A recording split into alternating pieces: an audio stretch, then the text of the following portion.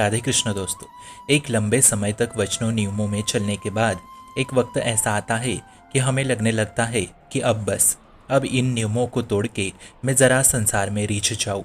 बहुत मन उपसा जाता है, फिर इससे भजन में मन नहीं लगता, फिर मन भीतर से जलने लगता है। तो इसका एकमात्र उपाय यही है कि जब मन कहे कि भजन से दूर हो जाओ, तब हमें हठपूर्वक भजन को और बढ़ाना है। रोज एक माला और बढ़ाए, फिर देखना विजय नकारात्मक सोच की होगी या भगवान नाम की।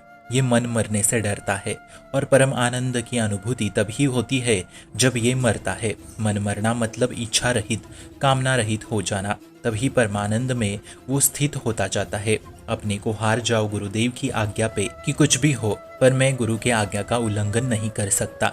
जो उपासना हम कर रहे हैं उसे बढ़ाना चाहिए, ना कि उसे घटाना चाहिए। आनंद मिले ना मिले, मन हित में हो ना हो, उसके विरुद्ध आप भजन करो। इसलिए हरिये मत, इस जलन को सहन कर लीजिए और भजन बढ़ाइए। अब वो मरने जा रहा है, इसलिए जलन के मारे तड़प रहा है।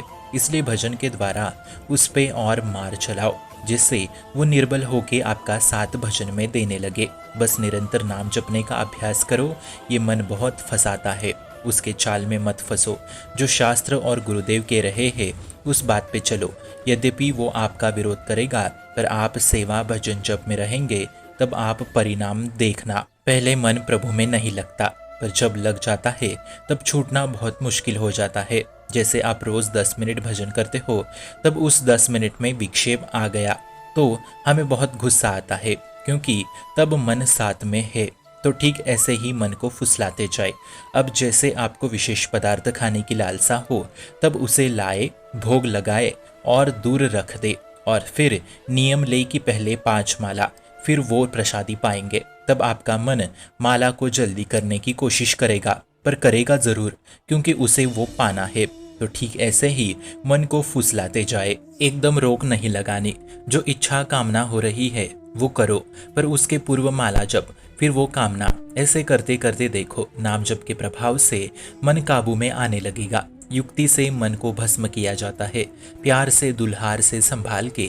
जितना सहता जा रहा है उतना उसे विश्वास में लेके चले, क्योंकि इसको साथ में लेके चलना है। यदि 10 दिन तक हमने नियम ले लिया तो 9 दिन तक मन जलेगा, पर 10वें दिन वो आपके साथ होगा।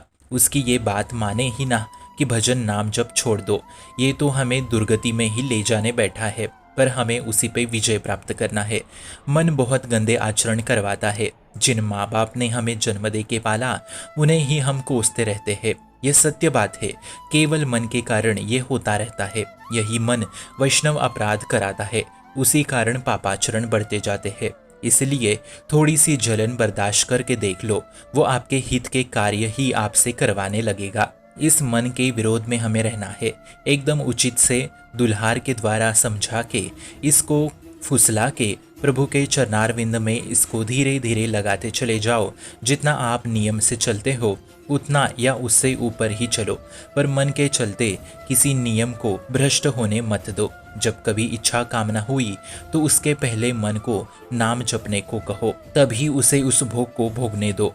अब जितनी इच्छा प्रकट होगी उतनी ज्यादा माला जप बढ़ते जाएंगे, और नाम के प्रभाव से उस मन को एक ना एक दिन आपके काबू में आ ही जाना है। इसलिए नियम आज्ञा का पालन को दृढ़ता पूर्वक पकड़े रहो, फिर मन पर एक दिन आप निश्चित रूप से विजय प्राप्त कर लोगे। शुभम भवतु कल्याणमस्तु। भक्ति का प्रसार करने हेतु इस चैनल को अपने मित्र और परिवार संग शेयर जरूर करें, और भक्ति दृढ़ करने हेतु इस चैनल को सब्सक्राइब करना ना भूले। राधे राधे।